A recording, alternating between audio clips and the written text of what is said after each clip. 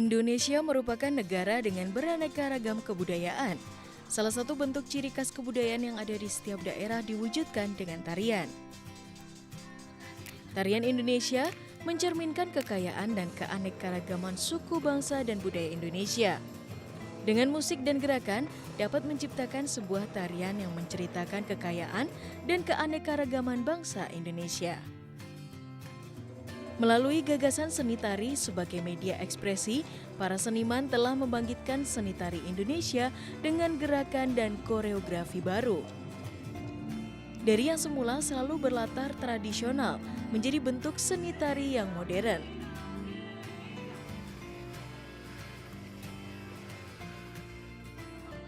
Dan untuk saat ini, beberapa tari modern seperti tari jalanan atau street dance juga telah merebut perhatian kaum muda Indonesia.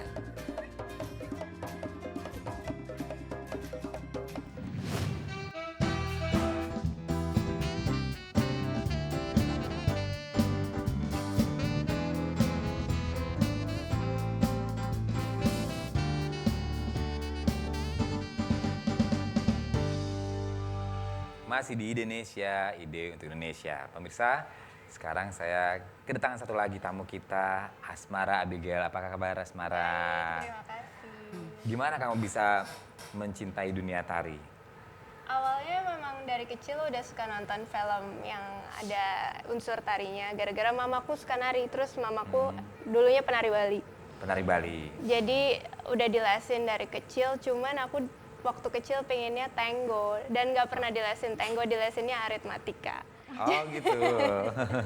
Jadi waktu aku sempat tinggal di Bali, waktu itu internship karena dulu sempat kerja di bagian fashion. Tapi karena merasa bosan sama kerjaan kantor, terus aku cari-cari tempat komunitas tari tango, kebetulan ada di Bali. Jadi sepulang kantor aku selalu nari gitu. Oh, pulang kantor, nari. Selama aku tinggal di sana untuk internship itu. Oh oke.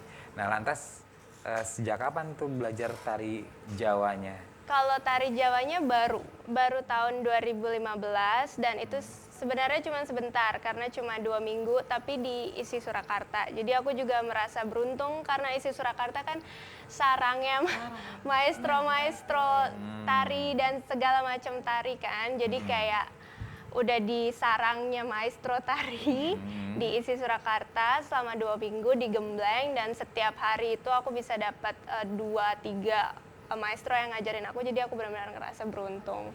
Akhirnya sekarang sudah lebih mencintai tari Indonesia tuh ya, tari Lebih mengenal. ya. Kalau rasa cinta dari dulu ada pasti, cuman kan belum ngerti gitu dan belum pernah belajar serius. Waktu kecil belajar tari Bali tapi cuman slightly aja, belum mendalami. Asmara kan baru belajar ya. Lalu kalau kamu yang sudah sangat lama belajar tari, kan tadi juga sempat dijelaskan bahwa yang menjadi benang merah dari gerakan tari Indonesia bisa tadi pada tangan, juga posisi apa tadi mendak dan kalau di tadi Jawa itu. ya. Sebenarnya apa sih yang membuat bahwa seseorang itu bisa dibilang sebagai penari yang baik dan penari yang memang harus belajar lagi gitu? Dikatakan sebagai penari. Sebenarnya dari kita sendiri, dari si penari itu sendiri, kalau kita terus mau berlatih, menari terus menerus latihan itu tidak ada yang tidak mungkin kalau kita untuk menjadi seorang penari atau ingin berlatih ya seperti itu karena dalam menari itu kita bebas, tidak ada patokan gerakan, tidak ada yang salah. Oh begitu. Iya. Tapi kalau misalnya basic kan biasanya ada parametriknya tuh. Iya. Misalnya tangannya harus seperti apa, posisinya seperti apa. Nah tingkat kehalusan itu dilihatnya di mana? Tingkat kehalusan jadi kita kalau menari dari sini rasa, jangan pikiran gitu. Iya. Jadi menurut kamu lebih dari rasa. hati ya, dari rasa. Iya. Nah kalau Asmara hubungannya dengan tari Jawa itu dengan penggarapan sebuah film. Bisa ceritakan pada kita nggak? Jadi ini kan filmnya Mas Garin.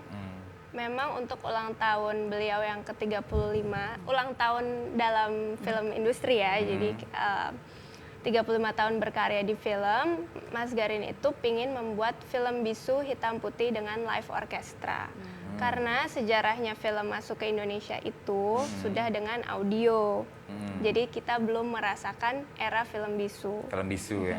Jadi Mas Garin pingin membuat sejarah baru di mana film bisu pertama di Indonesia itu diproduksi tahun 2015, di mana semua udah era digital. Tapi kenapa kita nggak balik ke abad ke-20 lagi gitu. Jadi seperti itu, jadi pingin membuat sejarah baru untuk perfilman Indonesia. Karena ini film bisu, semua dialognya itu dengan mimik wajah dan gerakan tubuh. Tapi kita nggak bisa bikin seperti film bisu di Hollywood, seperti Charlie Chaplin atau Buster Keaton gitu kan.